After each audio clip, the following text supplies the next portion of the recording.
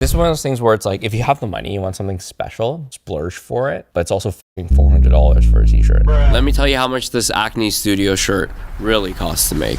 This fabric is so soft. It's 100% cotton, peached on the one side, chemical washed. This is probably one of the softest shirts that I've ever touched, and I've touched a lot of clothing. That being said, it's not going to maintain the same hand feel if you wash this constantly. But overall, I really like this fabric. I'm gonna give it a 9 out of 10.